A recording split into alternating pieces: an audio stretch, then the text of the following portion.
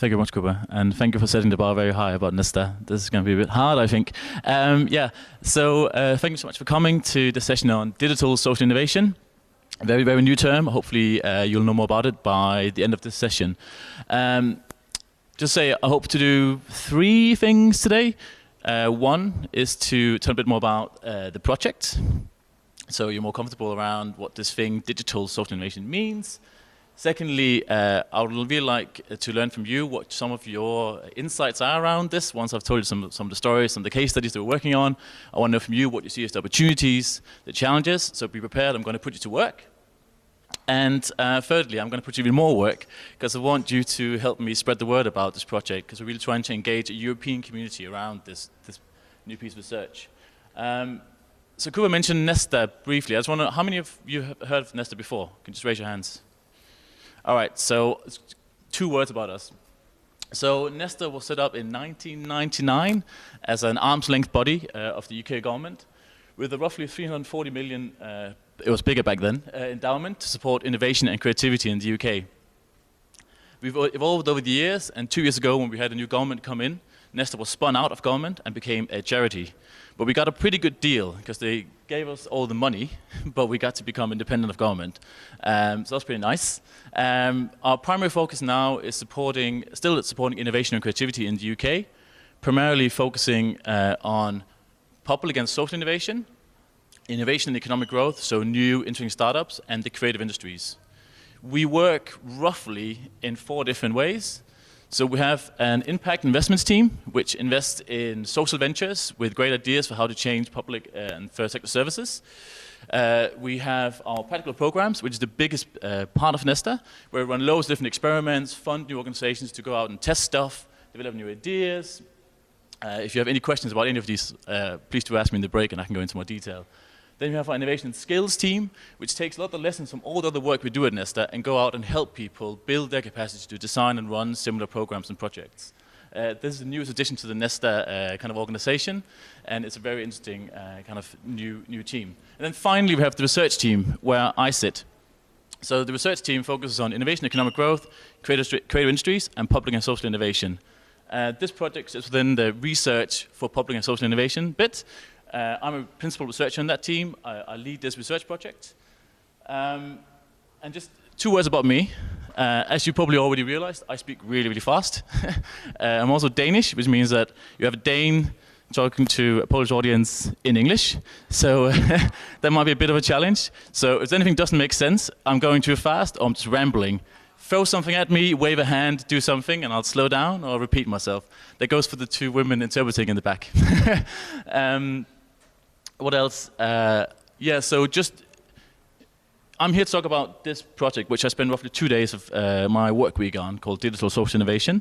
However, if you have any other questions about NESTA, then my kind of key areas is I spend quite a lot of time working around co-production in health. I had a session this morning around our People-Powered Health program, which I'm more than happy to talk more about. Catch me in the break if you're interested.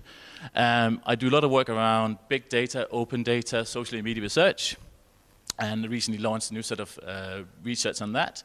And then I co-lead all of NESTA's work around crowdfunding and alternative finance. I think they're the 3 main programs that I work on. Yeah, and then I also do a lot of research around innovation teams in government. And we're about to launch a big paper on that in June, which I'll send to you. I think you'd be interested in that. Anyway, so that's me. Hope that all makes sense. So I'll start out with a definition, and hopefully once I've gone through all the case studies, you'll understand why we got to this. To prove that we're academics, we made it really long and really dense. But basically, digital social innovation is social innovation enabled by ICT and the internet. That's the simplest way I can describe it. That captures so many different variations, and we really struggle with defining this.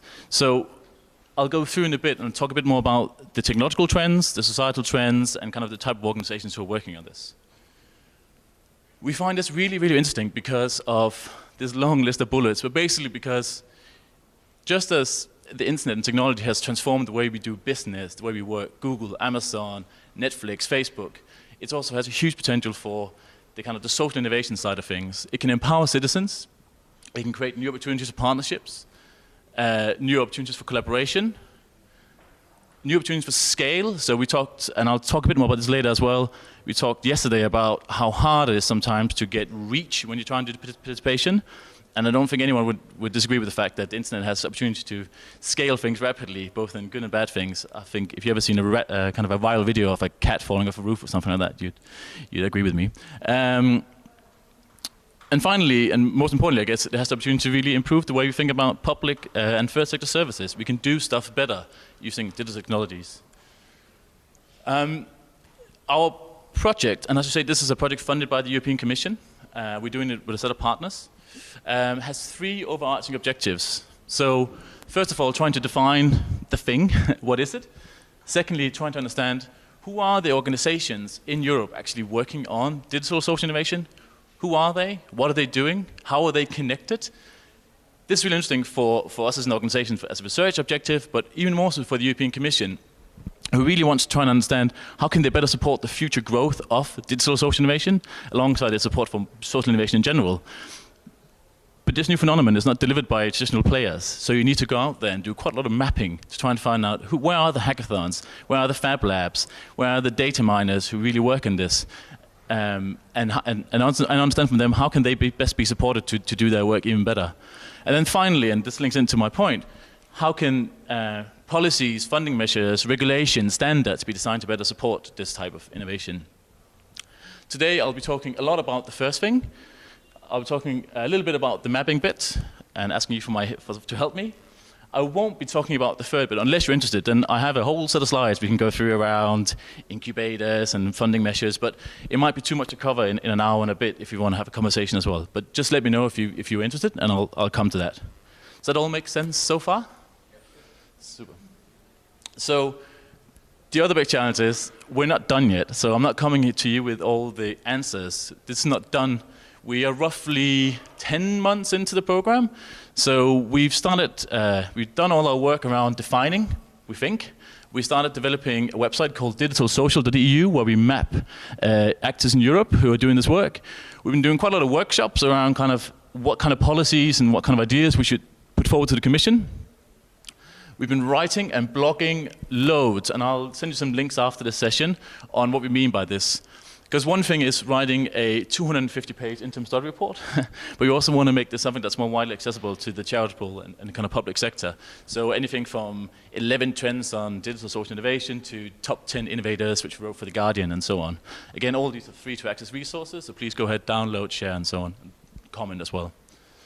So, just to say, we're not alone. We're doing this in a European partnership with ESADE, based in Spain, Future Everything, based in Manchester, Institute for Research and Innovation, based in Paris, and the Varka site in Amsterdam. I'm sure a lot of you will know these organizations. In particular, the Varka site, you're interesting. They are a real doing organization and have launched some great projects from, including the Fairphone, the $50 prosthesis, and so on. Again, great projects I can talk about in a bit. So, this I'm not going to go through. Just to say, the European Commission is putting lots of resource and funding into this area. Some of this stuff is more around kind of competition and economic interests. So venture capital, supporting businesses to grow. Some of this stuff is around collective awareness platforms, digital social innovation, crowdsourcing. And I would say the DSI kind of spans a bit across the different sectors. So some companies we're looking at, for example, are for-profit companies, but creating platforms for people to collaborate and crowdsource information. And that's all right. But it is really hard as a researcher to come up with the right definition for what's in and what's out when we say, what is DSI? As an example, the never-ending debate is Facebook a digital social innovation? Because loads of people come together in Facebook groups to communicate and exchange knowledge about the local areas, provide peer support for each other. But they're based in the US, they're a massive for-profit company, and Mark Zuckerberg is making money off it every time we do it. But maybe that's okay, but it's just how do we draw those lines, make those distinctions? And I don't have the answers for that, I'm sorry. Not yet, at least. So, I'm going to start with this. These 4 technological trends in digital social innovation were derived from us looking at more than 150 case studies from across Europe and a couple of best practice global examples. Please challenge them. They're imperfect, but they're a best way of kind of deriving some trends across loads of different types of practice. The first one, and in a bit I'm going to give you loads of examples about what this looks like in practice, is an open hardware. So new ways of making and using open hardware solutions and moving towards the open kind of source Internet of Things. So basically people tinkering around, making products that enable them to do great, good stuff. There's examples coming at this. Open data, this is probably the thing that most people are familiar with, but releasing vast amounts of data sets for people to analyze, scrutinize, to come up with better models for transparency, collaboration, spending money, and so on. Open networks, this is the most tricky one. So new ways of connecting people and their devices to create better types of collaboration. And finally, open knowledge. This is the broadest possible category to say crowdsourcing. So anything from crowdfunding to Wikipedia, it's kind of captured on that category. And it's basically people coming together, co-producing, crowdsourcing knowledge, content, and open source communities. So, as I said, we had a long shortlist of more than 160 case studies, and we looked in more detail on 39 of these. And all of these are in this study report, and you can download that for free from our website. I should say, NESTA and the Commission in this project is all about open. So everything we do is for free. You can download all of it. All the data we capture is an open data set. The website we're building is on GitHub, which is an open source code platform. So if there's anything you're curious about, anything you want to steal, hack, copy, it's all Creative Commons. Take it, use it. All right. Before I talk about the case studies, just one quick thing. It's very easy sometimes to get very excited about practice.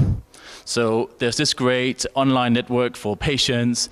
There's this great hardware device for capturing environmental data. But to really understand what drives digital social innovation in Europe, you need to understand the full ecosystem around that. It's the same with social innovation. So we're not just trying to map the services, although they are kind of the way we tell the story. We also want to understand what are the events that bring people together. So Chaos Communication Camp in Germany brings together 5,000 hackers every year to analyze large amounts of data and often be on the borderline of what's legal, kind of challenging banks around how they run their business and so on. Incubators and accelerators. So at NESTA we run Bethnal Green Ventures. It's an incubator for social tech startups. Hosting and managing makerspace and hackerspaces. So at the Vark Society in Amsterdam, they have a Fab Lab, which is basically an open laboratory with 3D printers, milling stations, computers, internet, where people can come in and just make stuff. A lot of that stuff is not social innovation. It's just, I don't know. A guy made a robot that can tie his own shoelaces, for example. But a lot of stuff people make in makerspaces, and I'll come back to this in a bit, are great social innovations. But it's about giving them that space to come in and experiment and test out and learn from each other. Then there's research projects. So there's loads of other research projects like ours, which are really important to generate loads amounts of really valuable knowledge and resources around this new phenomenon. And then, of course, there's all the services that we're looking at. Then there's all the funding organizations. Nominate Trust in the UK, for example, have a social tech seed fund. Google have just launched an impact challenge. NESTA itself does loads of funding as well. To understand who are those big players who are spending money in this area is also really, really important. And finally, who are the organizations who set the standards for how we operate in this space? This is particularly important around kind of open data standards. So you'll know Open Knowledge Foundation, for example, has done a lot of work around defining how to release data, what an open data standard is, which becomes incredibly important for people to collaborate around technology and data. I should also say, I'm not a data specialist, by the way. I'm a social researcher. So this was a new world for me 8 months ago, and it still kind of is. So just bear with me when I went some of these technical terms, if there's anyone in here who's a data specialist. So on that note, I mentioned open hardware earlier. Probably the most prominent example of open hardware is the Arduino. Have anyone heard of the Arduino? One. You should really get one and start playing with it. So it's a simple low-cost circuit board that anyone can turn into an electrical device. They've sold more than 1 million Arduino boards to date. Basically, when you buy one of these, the only thing you can't change is the logo.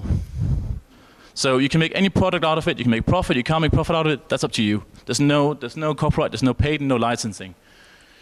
So in Barcelona, a guy called Thomas Diaz went to the Barcelona Fab Lab. It's in a university in the center of Barcelona. Thomas is a PhD student and was really curious about all this environmental data out there. It's all captured by the public sector. Citizens have no idea of kind of capturing what's my local pollution levels, what's the noise, humidity. So he bought an Arduino kit paired it up with some easy, very cheap sensors, went to a crowdfunding platform, crowdfunded the device, and now around the world there are loads of these things called the Smart Citizen Kit. The Smart Citizen Kit allows citizens like us to put one of these things on our balcony, and through a wireless transmitter it uploads real-time data on temperature, humidity, noise, carbon emissions, pollutions, and so on, light pollution. That could just be a funny gadget, and probably is to most people, but it's also a way for citizens to scrutinize public services. So, for example, now in Amsterdam, Manchester, Intel has funded Thomas to roll out more than 1,000 of these devices. And actually, could you imagine that, so on the streets of Warsaw, the city says pollution levels in Warsaw will never go above 70 something, but actually you and everybody else in your street can say, but that's not true, because all of our data says this. And by the way, the next city down from here have got much lower pollution levels. Why aren't we doing what they're doing? So in this way, this is one of many great kind of open hardware examples around kind of enabling citizens to capture new data together. I should say as well, those 4 trends I mentioned earlier, the best digital social innovations span across all 4. Like they don't just fall within one category, but it's a good way of kind of breaking down the different types. So open knowledge, this is the broadest category, and I can give you many more examples if you want to know about this kind of trend, but my favorite, and I risk saying my favorite quite a lot in this presentation because I love all the case studies, is Sooniverse. How many people are familiar with the term citizen science? So citizen science is when large crowds of citizens come together and help professional researchers and scientists create data and analyze that data. Sooniverse is the biggest platform for doing this in the UK. One of the projects they help launch is something called CellSlider. It's a research project together with Cancer UK, which is a big cancer research charity. The problem when you're doing cancer research, I'd be wary if there's any doctors in the room, let me know now so I don't go wrong, is that it's really hard for computers to analyze and understand early stage cancer cells. The computers really struggle with that, but the human eye can. But you don't have that many researchers working on analyzing cancer cells. So you have these enormous amounts of data sets around identifying cancer cells that just sit there in laboratories but never being used. So Cancer Research UK and Sooniverse work together on creating CellSlider, which basically is a platform where I log in, I get a 5-minute tutorial from the platform on how to identify a bad and a good cell, so basically one without and one with cancer. After the 5-minute tutorial, I'm being given a set of images, and I identify the ones with cancer, the ones without. This helps kind of do an early stage analysis and also teaches the computer how to analyze data. To date, more than 2 million people more than 200,000 people have helped analyze more than 2 million images of cancer cells for Cancer Research UK through the Sooniverse platform with a 78% accuracy. That's almost as good as what researchers do in the lab. Almost. And I just put this in here because this is the next iteration of CellSlider. It's a video game. So you are the starship. These are cancer cells. That's a bad one. And you shoot that one, and you don't shoot these ones. And again, that's another way of kind of gamifying the research process and engaging citizens in science and analytics. We talked yesterday again about how hard is it to engage people. What is the incentive? Well, here, one of my colleagues, his daughters, twice a week, half an hour in the evening, go and play this game. They have fun, and they help a lot of researchers understand how we can cure cancer. I think that's a win-win. I'm going to need some water.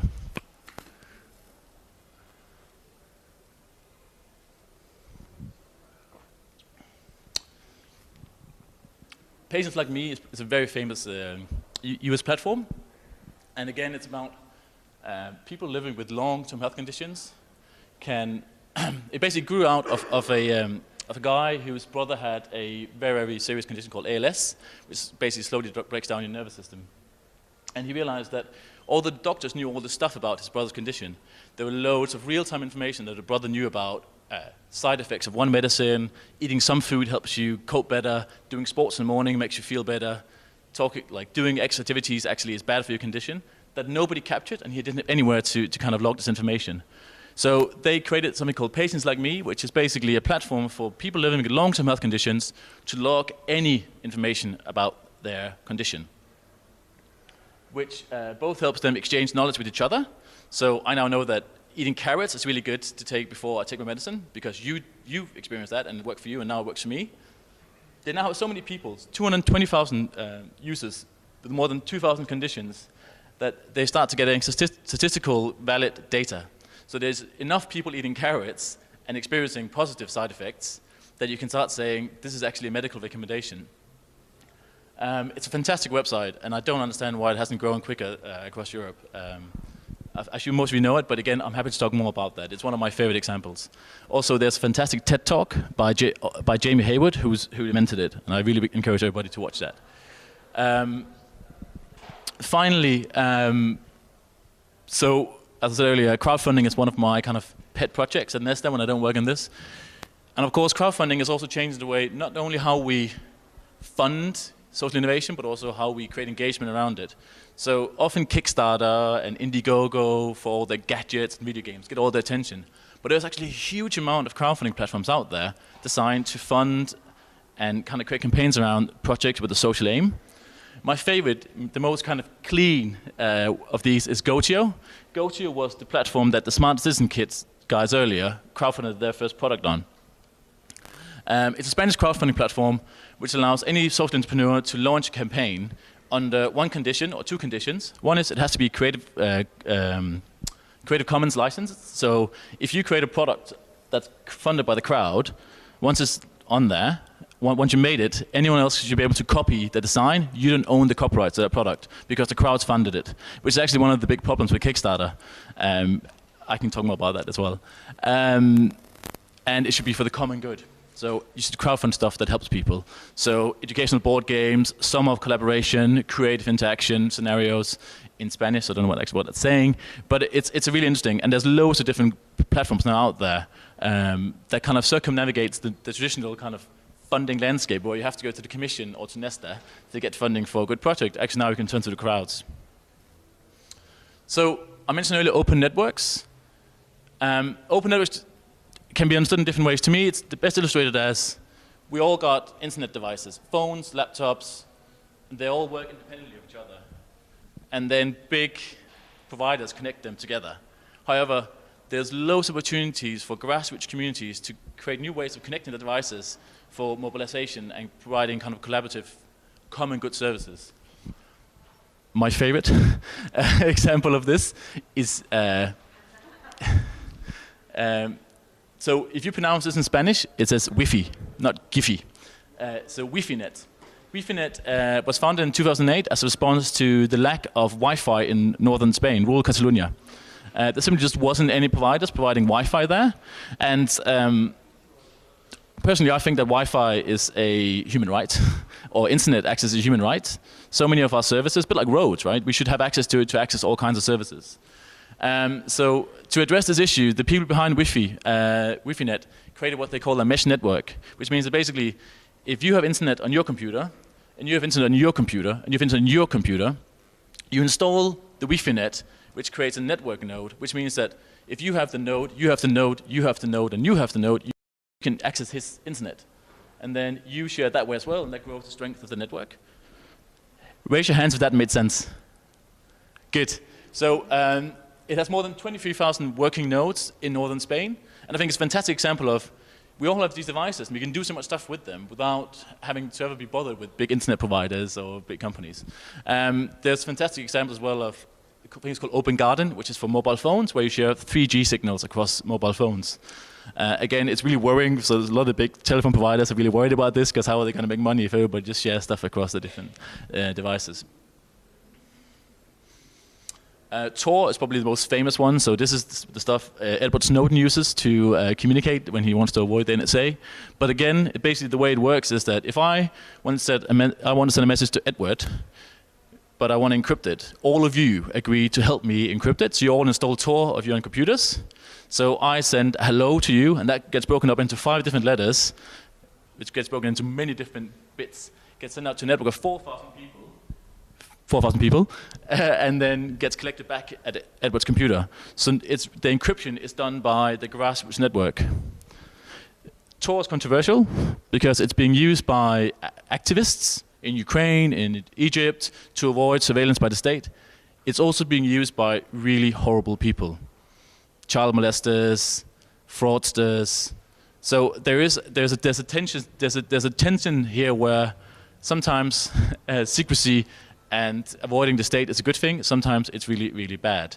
And again, we haven't really cracked that, but it's a big challenge for the movement.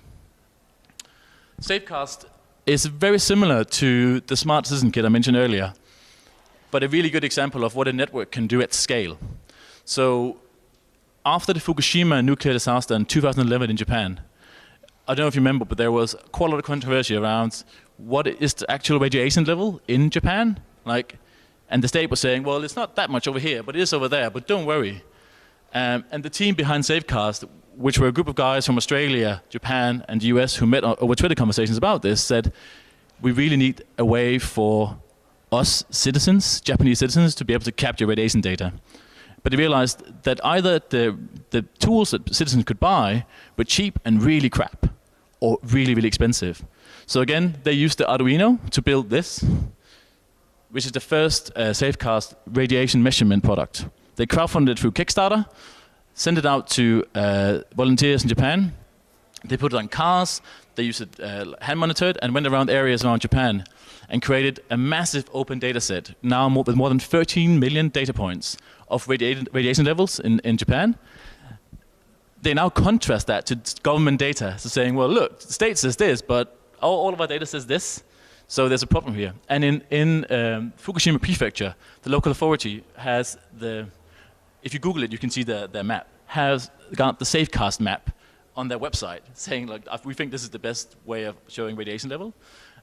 It's fantastic what that movement is doing. They keep on evolving the product. The latest iteration I was reading about last week is now a drone. So they've built their own helicopter with a Safecast measurement tool over it, which can fly around areas where you can't go as a person. They're also building a submarine drone, which can sail outside the waters to understand the leakage from the power plant. And again, it's a good example of what citizens can do when they're mobilized using open hardware, combined with open data and kind of collaborative working.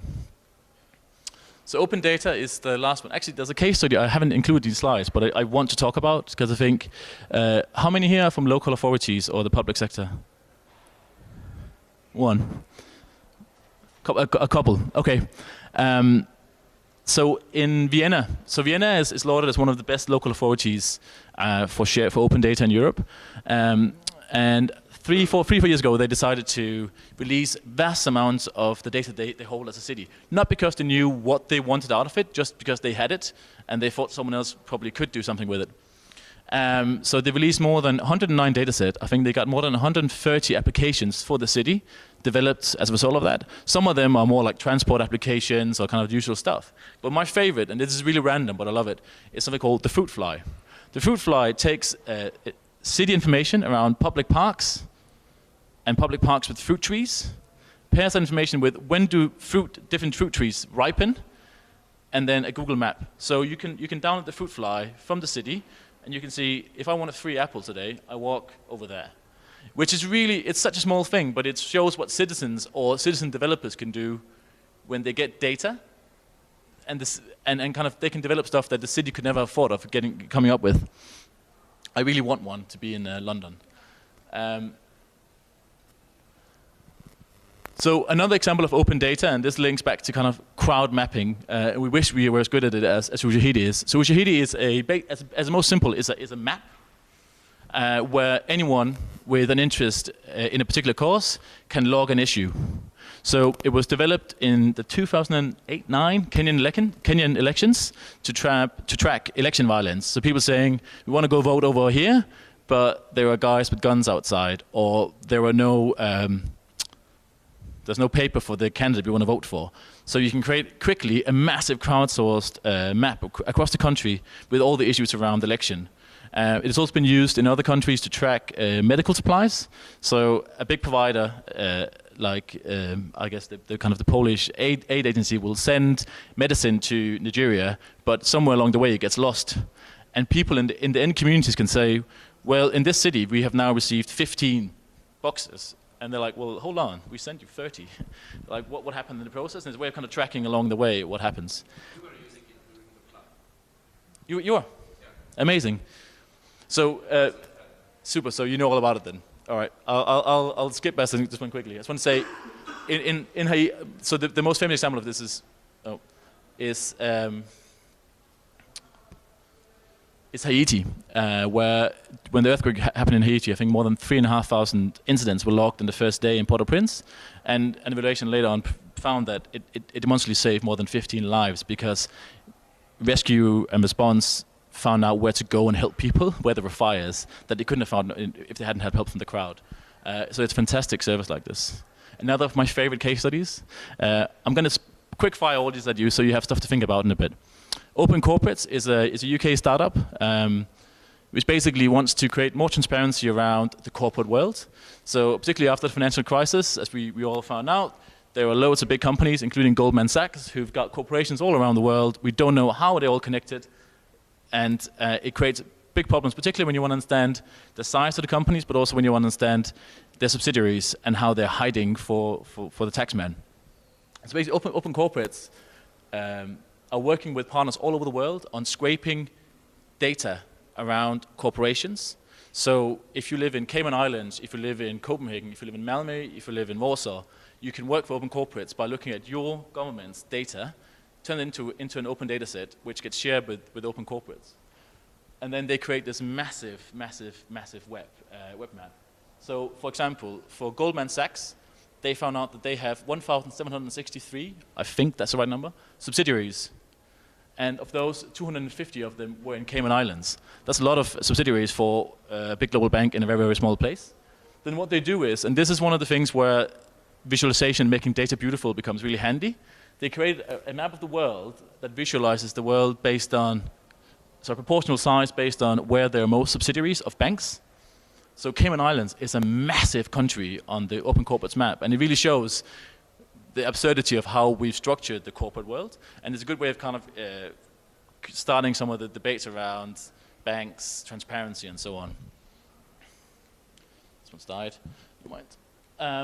So they're kind of examples of the four trends. As you can see, we've got loads of other examples. I know the main focus here is kind of participation and democracy, I guess. So to say that we've kind of tried to split in our case studies into 5 main categories to understand how these different types of digital social innovation have an impact in these different areas. And we've got loads of different examples of participation and open governance. And I'm just going to give you 2 of these examples. So I mentioned these, and if you were in any of the sessions I was in yesterday, I went on about these, so apologies if I'm repeating stuff. Avoin Ministry, or Open Ministry, is a Finnish non-profit which basically sets out to crowdsource legislation from Finnish citizens. Any citizen can propose an idea, anyone can comment on an idea. Finnish Parliament has committed to debating ideas if they get more than 50,000 votes of support from the public. To date, they have helped pass 5 pieces of legislation in the Finnish government. As I mentioned yesterday, I think the big challenge for Open Ministry is moving from crowdsourcing ideas, debating ideas, voting on ideas, voting ideas through to Parliament, and then kind of losing them because that's when you bring in lawyers, bureaucrats to understand. For example, they had a law around same-sex marriage where there's loads of bureaucratic process around the law, and they still haven't figured out how to take the deliberation from the crowd into the bureaucracy and the process. And that's something I think is a big challenge for even the kind of internet-enabled movements around participation. Another example is your priorities. I should say, by the way, the majority of all these platforms are open source, which means that if you want to use one, you just need to go into their website and steal it. Not steal it, take it. It's not a crime, which I think is really important. And this is part of the ethos of the movement around DSI, that it's open, it's shareable. So Your Priorities is a web-based platform developed by the Icelandic Citizens Foundation. And basically, it's a similar concept to Open Ministry. You can go in there, you can propose ideas, you can vote ideas up and down. Its most successful work was in Iceland, in Reykjavik, the capital, where 40% of citizens use it, or has used it, to propose and debate ideas. it kind of, a bit like open ministry, and I think this comes back to some of the points Edward were making earlier around when do people engage. Your priorities were successful because after the financial crisis, there was such a dissolution in Iceland around the political parties that a comedian ran for mayor. And he had no agenda. He just said, I want to run for mayor because you're all jokes and I'm a joke, so there we go. And he said, I'll use this platform to find out what my ideas should be. And he had so much success. Like, the whole city was behind him because they lost faith in all the other politicians. So he also said in his campaign, I'm not going to keep any of the promises that I've made during my campaign. But he did. And the one promise he did keep as well was to, every month, the politicians in the Reykjavik Council, or Parliament, I don't know what you call it, take the 3 most popular ideas from your priorities and debate them. And if they're good, valid, they're not too controversial, they implement them. It's the oldest parliament in the world, actually. Really? And they are probably now the most modern as well, I guess. Which is quite interesting. But it only really happened because it grew out of an original protest movement. And I think it's, in Open Ministry, they talk about the success of their movement came because the debate about same-sex marriage was so massive that there was a huge public attention around the law, which meant that they got a lot of public engagement around it. Whereas if you are debating... Jestem z Pomorza, więc w ogóle, jeśli tak... Nie mam nic przeciwko temu. Okej. Że instytucja instytucji tutaj nierówna i tutaj Kasia opowiada o tych wątkach mapowania. Ja sobie myślę z bardziej takiego podstawowego poziomu. Jeżeli miałbym zidentyfikować wyzwania, jakie stoją największe przed użyciem technologii informatycznych do społecznych innowacji, to jednym z największych wyzwań jest taka mentalna absorpcja tego tematu wśród kadry, która jest zatrudniona, wśród osób, które korzystają ze wsparcia i tak dalej. Więc przekroczenie pewnego progu świadomościowego, że wykorzystanie instrumentów ICT do społecznych innowacji nie jest niczym bardzo odległym, nie jest czymś bardzo skomplikowanym i nie jest czymś zagrażającym, bo bardzo często to jest tak odczytywane. Więc jakbym sobie myślał o wyzwaniach, to taka zmiana troszeczkę podejścia i zmiana mentalna do tych wątków.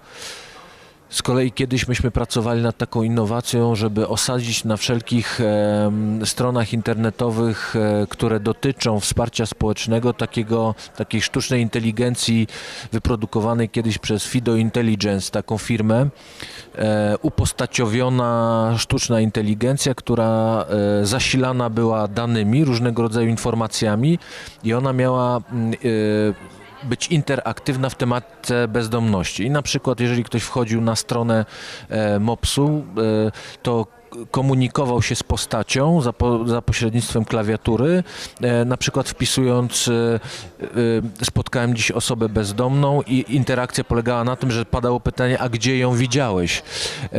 I pisze to, co mogę zrobić z tym. I ta postać odpowiadała, najbliższe miejsce, do którego możesz pójść albo zadzwonić, to jest to i to.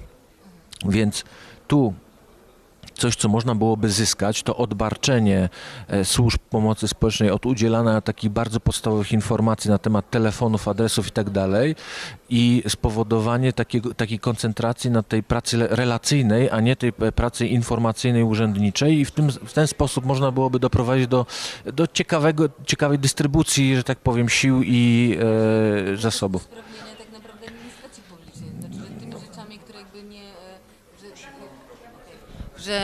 To znaczy, że w tym momencie to ICT pozwala nam na to, że rzeczywiście urząd jako Miejski Ośrodek Pomocy Społecznej, urzędnicy są bardziej w stanie się skupić na tych relacyjnych rzeczach z osobami, które tej pomocy potrzebują, natomiast te rzeczy, które są typowo takie jak techniczno-administracyjne, może po prostu wykonywać sztuczna inteligencja i możemy wykorzystywać do tego ICT i to jest w ogóle moim zdaniem jakieś super i też super jakby świetnym pomysłem, mam nadzieję, że minister cyfryzacji nad tym myśli, do tego, żeby rzeczywiście w momencie tego, ile wydajemy na administrację publiczną i tego, że rzeczywiście cały czas potrzebujemy więcej tak naprawdę pracowników, no to też świetnie tutaj jest niezłym rozwiązaniem.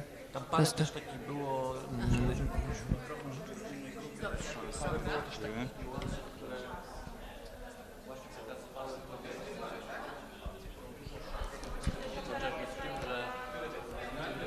Raz. Proszę teraz. Mikrofon idzie do tej grupy, jak ktoś się wypowiada, to proszę do mikrofonu. Dobrze. I mówię, będę mówił po polsku, bo ja rozumiem angielski, ale nie będę się tutaj czuł tak świetnie, żeby gadać po angielsku, okej? Gdzie to teraz jest tłumaczone? Nie, to nie jest tłumaczone, to jest nagrywane. Tak naprawdę. To jest tak naprawdę. Później będzie film z tego i tak dalej. Taki o tym forum. Tak pójdziemy bez dźwięku. Wow. Dużo narzędzi, nie wiadomo co wybrać, tak? Rozumiem. Czyli może coś powinno się pojawić takiego, co by ułatwiło nam wybór tych narzędzi. Wybór któregoś z tych portali. Katalog z... Dokładnie pracują, tylko my musimy o tym wiedzieć, no bo to co oni robią to jest to mapowanie, tak żeby można było lepiej nawigować i wybrać najlepsze narzędzie. Tak, ale niektóre narzędzia mogą świetnie jak gdyby sprawdzać się u nich, tak? A mogą nie sprawdzić się u nas. Poza tym trzeba to przełożyć też na język polski. Gdzieś tam, tak? Uprościć, wziąć i potestować, tak. Nie istnieje to po polsku, dokładnie. Jakoś robić. Ja mogę powiedzieć, co to dla stoczni na przykład, bo my dużo w tym robimy, ale dla nas, zresztą w tych dokładnie tu na trzecim piętrze będziemy tak, mamy taki, on zresztą mówił o tym wiedeńskim konkursie, my w Warszawie robimy taki Apps for Warsaw, czyli że miasto wystawi dane, jest jakaś nadzieja i nie wiemy, czy ona jest prawdziwa. Słucham? Wystawi, tak, mamy w tej chwili zlokalizowanych 200 datasetów tak zwanych, robimy to z Politechniką, z Orange, z miastem, ale to nie jest łatwe, żeby było jasne. I teraz jest pierwsze pytanie, czy rzeczywiście znajdą się ludzie w tak zwane community, którzy naprawdę coś sensownego zrobią innego niż gdzie jest najbliższa toaleta. Znaczy, bo myśmy widzieli bardzo dużo takich konkursów i czasami po prostu są strasznie banalne te rzeczy, które powstają. Chcielibyśmy, żeby powstały fajniejsze, no a drugie to jest, że w ogóle, w szczególności jeśli chodzi o cyfrowe innowacje, jest bardzo dużo pomysłów, które nigdy nie dochodzą do takiego, tak jak ty mówisz, że jest więcej narzędzi niż użytkowników, że stworzenie narzędzi jest coraz prostsze, natomiast one mają swoje społeczne życie, to są jakieś umowy. Używamy tego, a nie tego. One w większości muszą mieć krytyczną masę użytkowników, bo inaczej to po prostu nie ma sensu. Więc myślę, że na przykład dla stoczni to problemem jest jakby nadwyżka tego pomysłów w stosunku do realnie istniejących narzędzi, przy czym technologia nie jest wyzwaniem, a wyzwaniem jest jakby społeczne zanurzenie. Na przykład naprawmy to, no, pracowaliśmy rok nad pisaniem, widzimy, że po prostu wydawało nam się to proste, a to trwa drugi czy trzeci rok, zrobiliśmy to, ale już wiemy, jak to jest strasznie trudno tak naprawdę odpalić coś, co się podtrzymuje, działa i jest używane naprawdę, więc... Poza tym gdzieś na końcu pojawia się koszt, tak? Generowany, bo stworzyć coś to jest raz, ale później to utrzymywać, redagować, wrzucać, tak? Wiesz, jeżeli tym zarządza Wyzwaniem jest organizacja, największym, według mnie, dla mnie największym wyzwaniem jest to, co wyście zrobili z Naprawmy to. Znaczy, zrobiliście szybko dosyć narzędzie, które działa dla użytkowników też błyskawicznie. Zrobiliście szybko narzędzie, działa błyskawicznie, tylko rok, dobra, to nie jest dużo pisania. Chodzi mi o to, że wyzwaniem jest znalezienie połączenia. W przypadku Naprawmy to, że ty jako użytkownik szybko zaznaczasz, trzeba to naprawić, tylko potem jakby, żeby to urząd, tak, czy tam zarządca drogi to rzeczywiście naprawił, to minie nie wiadomo ile czasu, bo dostaną... Sorry. All right, so we are ready to come back. I'm really sorry to cut off your conversations, but I want to make sure we have time enough to do a bit of question and discussion afterwards. So I hope you all had time to find at least, I know it would be easy to find 3 challenges and 3 opportunities. Sorry, I forgot your name. Arik is going to help us scribe. And who's the rapporteur from the first group?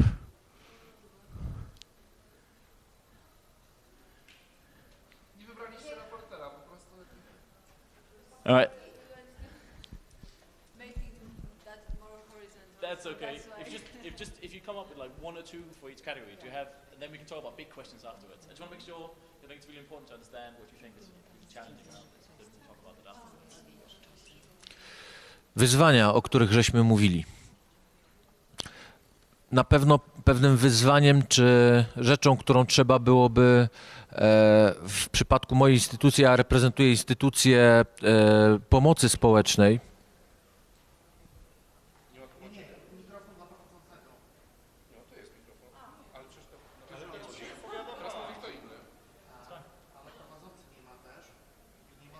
Wcześniej mówił i nie było tłumaczenia. Po prostu ten mikrofon leży na... Everything's perfect. Technology works. No, you need to talk to the microphone. Wyzwanie, jakie niesie innowacja poprzez technologie digitalne.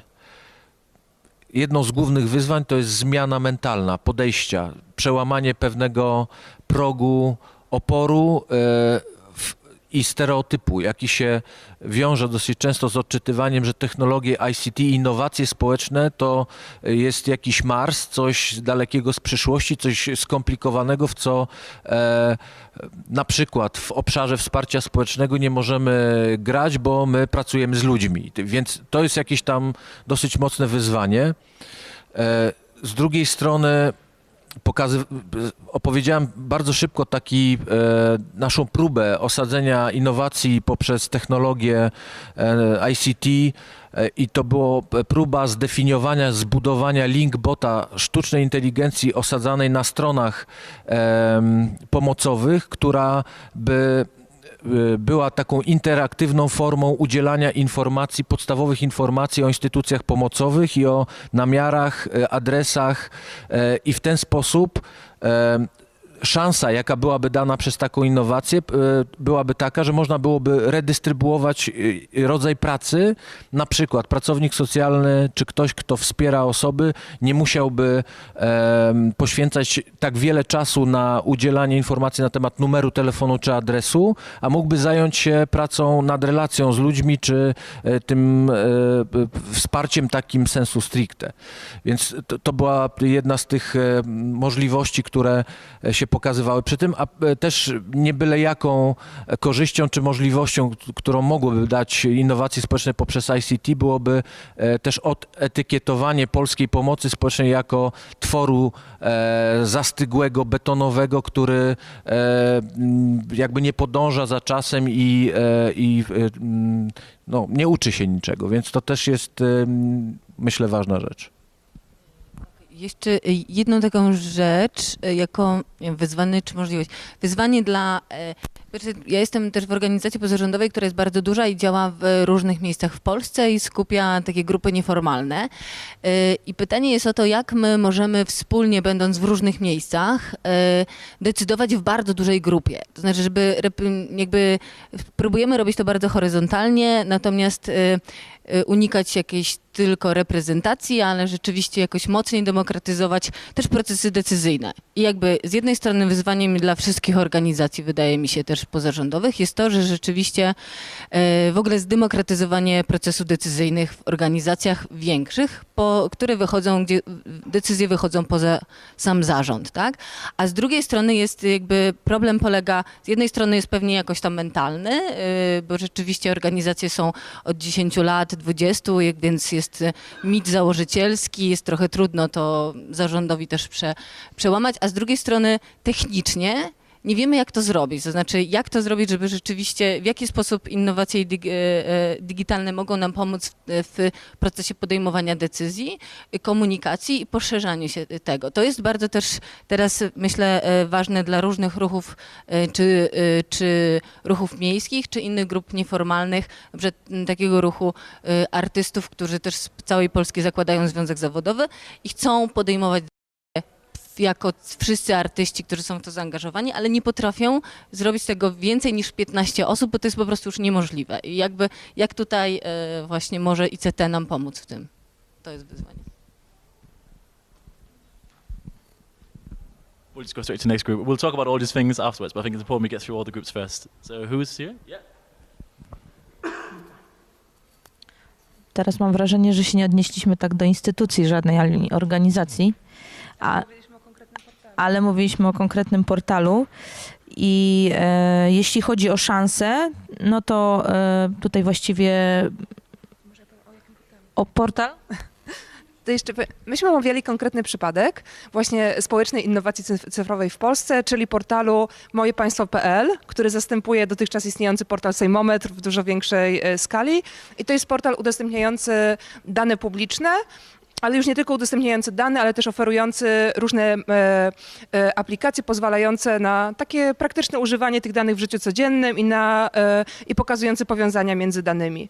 A w praktyce się skupiliśmy na jednej z aplikacji, czyli uwolnieniu bazy danych KRS-u bezpłatnie, w której można wyszukiwać również po nazwiskach osób konkretnych, instytucji, w których są. I na tym portalu są też diagramy, które będą pokazywały powiązania między poszczególnymi osobami, czyli jeżeli ktoś jest w zarządzie kilku organizacji lub spółek, to na naszym diagramie będzie widać całą sieć też powiązań, jakie inne osoby tam są. Docelowo w przyszłości również będziemy pokazywać historię, czyli funkcje, które ktoś miał wcześniej, będzie można u nas zobaczyć w zarządach spółek zarejestrowanych w KRS-ie albo organizacji. I docelowo będzie można zobaczyć też przetargi i granty publiczne, które dana organizacja otrzymała. Czyli mnóstwo różnych powiązań i tutaj się pojawiły pewne obawy. Znaczy szanse najpierw. Szanse to taka możliwość wpływu i takiej społecznej kontroli, czyli dostępności i to się łączy też z następnym, czyli większą wiedzą, która będzie w dostępności i samą dostępnością do tej wiedzy z kolei, więc jakby takie trzy duże szanse, ten też wpływ i ta społeczna kontrola to na takiej zasadzie, że jakby jesteśmy bardziej świadomi, widzimy co się dzieje, tak, kto gdzie jest, kto pracuje, kto pozyskuje te granty. No ale nam się też tutaj pojawiła taka dyskusja o zagrożeniach i jakby wyzwaniem też w kategorii przeformułowania to na wyzwania, czyli w jaki sposób zabezpieczyć takie, bo mówiliśmy o osobach, które pełnią funkcję publiczną, ale też mogą na przykład nie chcieć, nie wiem, były gdzieś w jakiejś organizacji, nie do końca na przykład już się utożsamiają i odeszły z organizacji z jakichś poważnych powodów. I tutaj zastanawialiśmy się, jak zabezpieczyć w kategorii wyzwania takie jakieś osobiste względy, czy jakieś w ogóle informacje, które już dana osoba nie chce udostępniać. I tutaj taka dyskusja generalnie była, czy jesteśmy w stanie w dobie tak cyfra, jak to powiedzieć? Cyfryzacji społecznej jakby chronić pewne informacje, czyli to jest w kategoriach też wyzwania, czy to jest w ogóle możliwe. I tutaj no jakby właściwie na tym bardzo długo dyskutowałyśmy i tutaj też interpretacje, które się z tym, jak interpretować takie dane, które są w dostępności, więc no tutaj troszeczkę rozmawialiśmy o wyzwaniach, ale w kategoriach zabezpieczenia właściwie, kiedy tak dużo informacji jest. Prawa do prywatności, właśnie tutaj Agnieszka podpowiada, więc no to takie dosyć trudne. Ja mam jeszcze coś takiego, akurat nie zapisałam, ale to jeszcze tutaj się też pojawiła ta dyskusja, że są pewne informacje a propos waszego portalu też i wcześniejszego, które interesują szerszy ogół, czyli niesamowity, bo tutaj koleżanka pracuje teraz nad takimi też danymi, ile poseł dany wydał na podróż służbową, tak, jak wyposażył swoje biuro poselskie. I to są takie informacje kontrowersyjne, które myślę, że mogą interesować szereg osób, ogół jakiś większy, ponieważ są to takie informacje, które ludzie lubią czytać o innych, tak. Natomiast jest też dużo takich, i to w kategorii wyzwania, takich informacji, które jakby są raczej tak, też, ale też chodzi mi o to, że są zamknięte dla pewnej grupy osób, która się interesuje akurat tym tematem. Jak zrobić, żeby to było bardziej powszechne dla ludzi.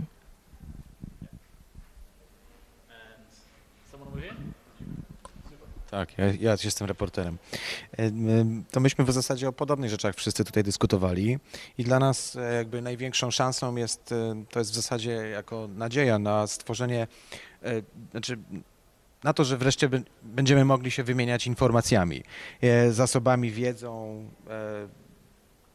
czyli jakby wszystkie organizacje mają jakiś zasób wiedzy, tylko jakby nie wiadomo dlaczego jeszcze się nią tak bardzo szeroko nie dzielą. I tutaj jakby chyba największym właśnie wyzwaniem jest to, żeby wybrać właściwy standard, właściwe narzędzie, bo przynajmniej ja do takiego wniosku dochodzę, że narzędzi jest sporo, tylko komuś gdzieś może coś w nim nie pasować, albo narzędzie jest fajne, tylko może nie do końca dobrze dzieli te informacje, w tym sensie, że dzieli je z innymi.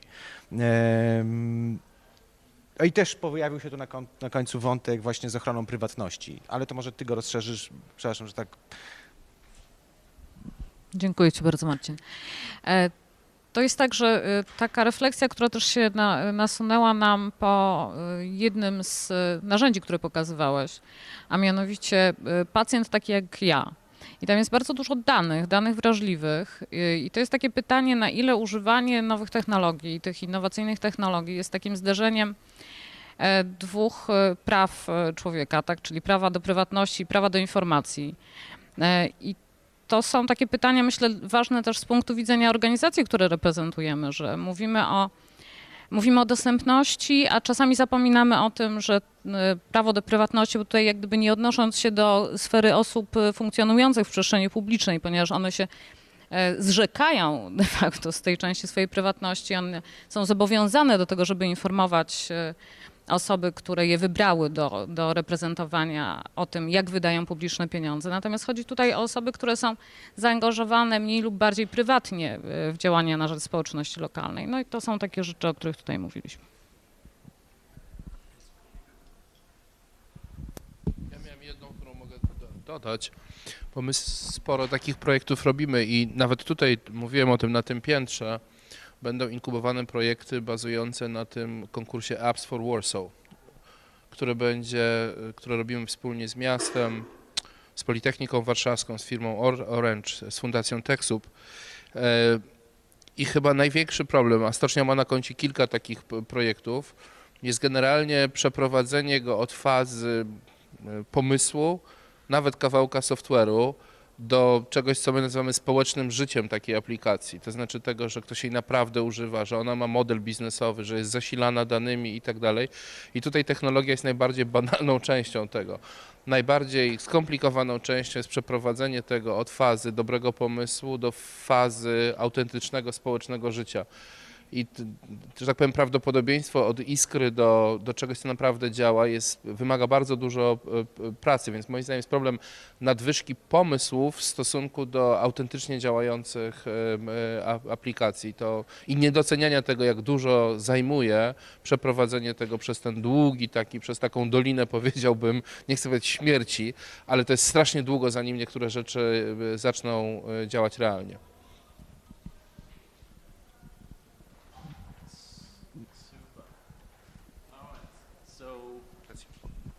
Thanks much. That was really, really helpful, and I'm really glad to hear that. I think we agree, both between you, but also, and I wrote my own little list here around opportunities and challenges. It sounds like we're talking about the same things. I think of course, this presentation is all about why it's all amazing, it's great, all these opportunities. But you're right. I think the biggest challenge probably for DSI is skills and capabilities, and this kind of ties together a lot of stuff you said. If you ever looked at an open data set, it's incredibly complicated.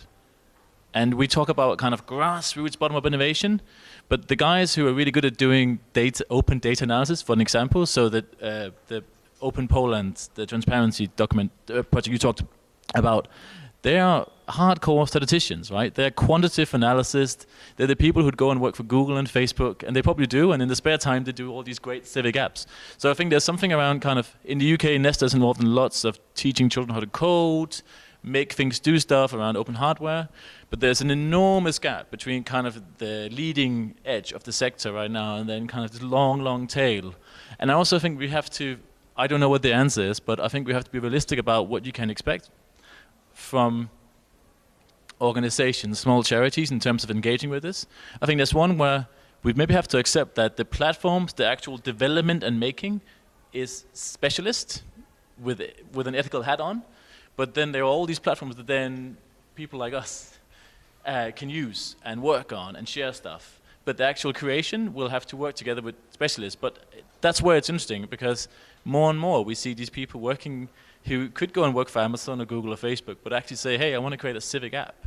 I want to help open up data sets for corporations around the world because I want more transparency. So you do get more and more of that.